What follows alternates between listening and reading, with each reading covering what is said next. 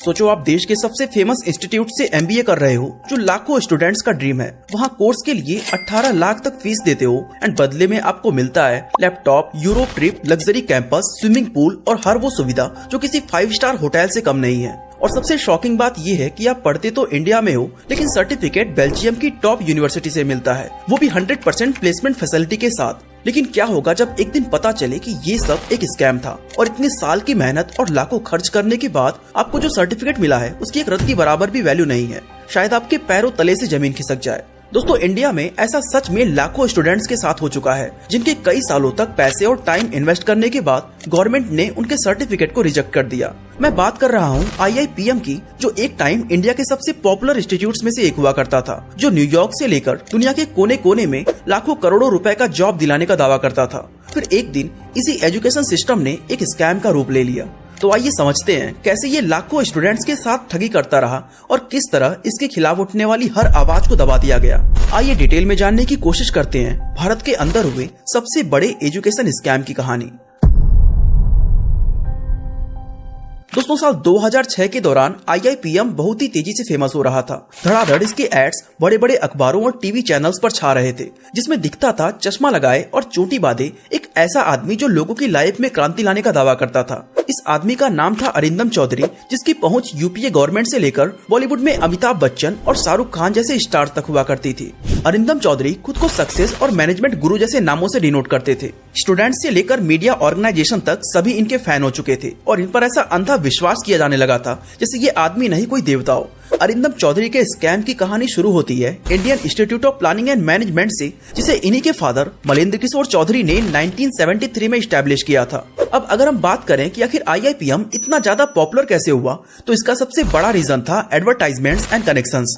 उस समय इंटरनेट बहुत ही कम लोग यूज करते थे, जिसके चलते ज्यादातर लोग अखबार और न्यूज चैनल्स पर ही रिलाई करते थे और तब उनके कंटेंट पर लोग भरोसा भी करते थे। ऐसे में IIPM ने एडवर्टाइजमेंट पर खूब फोकस किया। एड की टैगलाइन रखी, dare to think beyond IIT and IIM। Shahrukh Khan को ब्रांड एम्बेसडर बनाया। कैंपस के ऐसे फोटोज दिखाए जो किसी सपने से कम नहीं था। Club, swimming pool, snooker table, Europe trip, foreign universities के साथ tie up and 100% guaranteed placement. अब इससे ज्यादा किसी स्टूडेंट या उनके पेरेंट्स को क्या ही चाहिए होगा। यही सब वजह थी कि IIPM की पॉपुलैरिटी बढ़ती चली गई एंड इस पॉपुलैरिटी को और भी बूस्ट मिला बीटेक और MBA के क्रेज ने। लेकिन सभी के लिए IIT और IIM में एडमिशन पाना पॉसिबल नहीं था। ऐसे में इसकी कमाल की एडवर्टाइजमेंट की वजह से स्टूडेंट को लगने लगा कि वो IIPM से पढ़ के IIT और IIM से भी आगे जा सकते हैं। लेकिन कहा जाता है हर चमकती चीज सोना नहीं होती। ऐसा ही IIPM के साथ भी था। दिल्ली के छतरपुर सहित देश भर में इसके 18 कैंपस मौजूद थे, लेकिन दिल्ली को छोड़ के बाकी के कैंपस में वो फैसिलिटीज थे ही नहीं जिन्हें एड्स में दिखाया जा रहा था। जब कुछ लोग इसके अगेंस्ट बोलने लगे, तब अरिंदम उसे कवर करने के लिए या तो बड़े पब्लिकेशंस में ऐड देना शुरू कर देते थे या फिर अपने खिलाफ लिखने वाले छोटे पब्लिकेशन या वेबसाइट्स को मुकदमे की धमकी देकर चुप करा देते थे। यहाँ तक कि इन्होंने कारवां, पेंगुइन पब्लिशर, फेकिंग न्यूज और द अनरियल टाइम जैसे सार्केस्टिक पेजेस के खिलाफ सच में मुकदमा दायर भी किया था। अब एक तरफ अरिंदम चौधरी अपने खिलाफ उठने वाली आवाजों को दबाने में कामयाब हो रहे थे, तो दूसरी तरफ उन्हें स्टूडेंट्स को बेवकूफ कैसे बनाना है, इसके लिए उन्होंने अलग से एजेंट बैठा रखा था। जो एजेंट 1 से 24 स्टूडेंट्स का एडमिशन कराता था उसे पर हेड 75,000 रुपए और जो एजेंट 50 से ऊपर स्टूडेंट्स लाता था उसे पर हेड 1.25 लाख रुपए मिल रहे थे। अब IIPM पर शाहरुख खान का चेहरा, लग्जरी कैंपस और ढेर सारे प्रोमिसेस वाला एडवर्टाइजमेंट देख देख के लोग इसकी तरफ इतना ज्यादा अट्रैक्ट हो चुके थे कि एक अकेले एजेंट के लिए 50 या उससे ज्यादा स्टूडेंट लाना बेहद ही आसान हो गया था। इससे एक बात तो साफ था कि अगर कोई इंस्टीट्यूट अपने एक एजेंट को इतना पैसा दे रहा है तो उसकी कमाई कितनी ज्यादा हो रही होगी। आपको बता दें, इनकी एक कोर्स की फी 15 लाख से 19 लाख रुपए तक वेरी करती थी, वो भी उस समय जब महंगाई कितनी कम हुआ करती थी। अरिंदम ने IIPM के सक्सेस के लिए एडवर्टाइजमेंट का पूरा फायदा उठाया और यही वजह थी कि 2005 में मार्केटिंग पर खर्च करने वाला ये इंडिया का सबसे बड़ा ब्रांड बन गया। 2008 से 2009 में IIPM ने 202 करोड़ रुपए का रेवेन्यू जनरेट किया था, जिसमें लगभग 102 करोड़ रुपए सिर्फ एडवर्टाइजमेंट पर ही खर्च कर दिए थे। हर न्यूज चैनल्स और अखबारों पे IIPM के एड और उसके साथ लगी अरिंदम की बड़ी सी फोटो ने इन्हें हीरो बना दिया था। इस तरह से अरिंदम दिन रात तरक्की करते गए, उन्हें टीवी शोज में बुलाया जाने लगा और वो लोगों को सक्सेस मंत्र सिखाने लगे और लोग भी उन्हें ऐसे ट्रीट करते जैसे वो कोई बहुत बड़े सेलिब्रिटी हो। एंड यही वजह थी कि एक सेमिनार का वो 75 लाख रुपए तक चार्ज करते थे। इसी दौरान अरिंदम ने अपना मैगजीन छापना भी शुरू कर दिया, जिनमें से 2 बेस्ट सेलिंग मैगजीन बनी, बिजनेस एंड इकोनॉमी और दूसरी बिजनेस एंड मार्केटिंग। इनका अगला एम था फिल्म इंडस्ट्री में एंटर करना। इन्होंने फालतू और 2 दूनी 4 जैसी मूवीज को प्रोड्यूस किया और इन फिल्मों को नेशनल अवार्ड भी मिला। वो ऐसा दौर था जब किस्मत अरिंदम पे कुछ ज्यादा ही मेहरबान हो चुकी थी, लेकिन ये खुशनसीबी ज्यादा दिन तक नहीं रही। आखिरकार एक दिन इस सक्सेस का गुब्बारा फूट गया और उसके बाद जो सच्चाई निकल के सामने आया, उससे लाखों लोगों के सपने टूट गए, लाखों स्टूडेंट्स का फ्यूचर खत्म हो गया और कर्ज में डूबे पेरेंट्स सर पीटते रह गए। लेकिन क्या थी वो सच्चाई और क्या था वो पूरा स्कैम, आइए समझने की कोशिश करते हैं।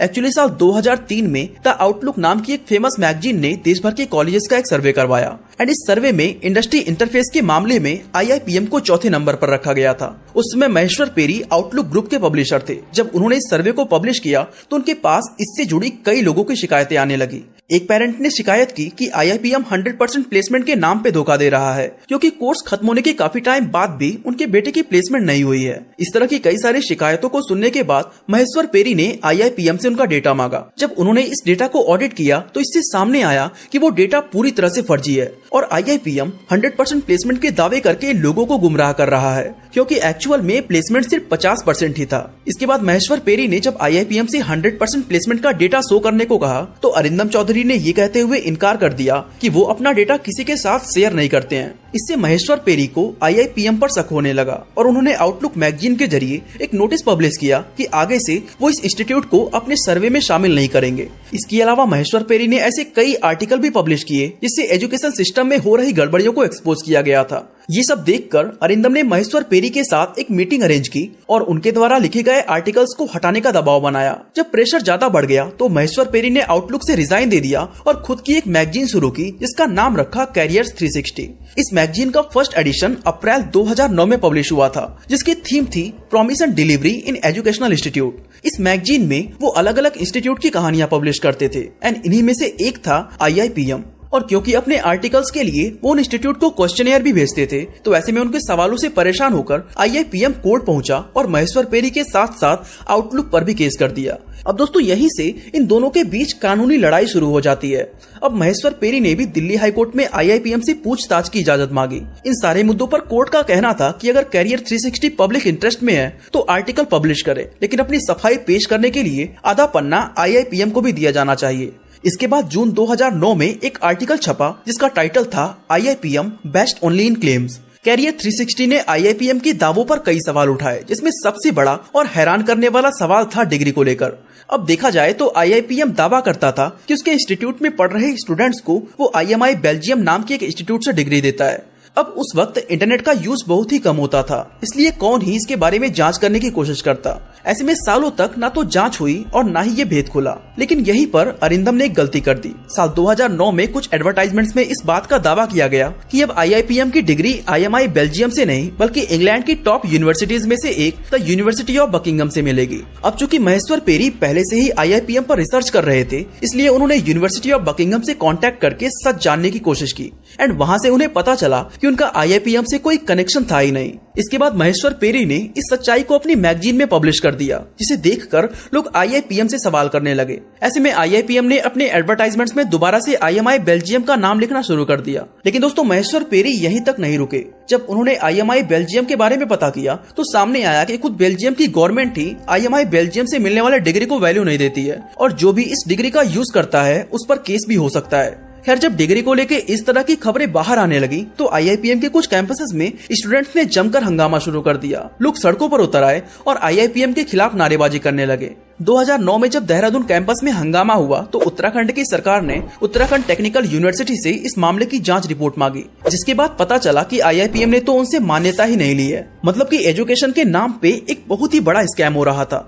ना कोई लेजिटिमेट कॉलेज और ना ही वैलिड डिग्री। हर रेगुलेटरी बॉडी ने इस इंस्टीट्यूट को इलीगल बता दिया। सबसे अफसोस की बात ये थी कि 2009 में इस स्कैम के उजागर होने के बाद भी 15,000 से भी ज्यादा स्टूडेंट्स को IIPM फंसाने में कामयाब हो गया। खैर, ये सब खुलासा होने के बाद देश के अलग अलग कोने से स्टूडेंट्स ने IIPM पर FIR करना शुरू कर दिया। किसी ने गलत सर्टिफिकेट पर केस किया तो किसी ने ऊंचे ख्वाब दिखाकर पैसे ऐंठने पर।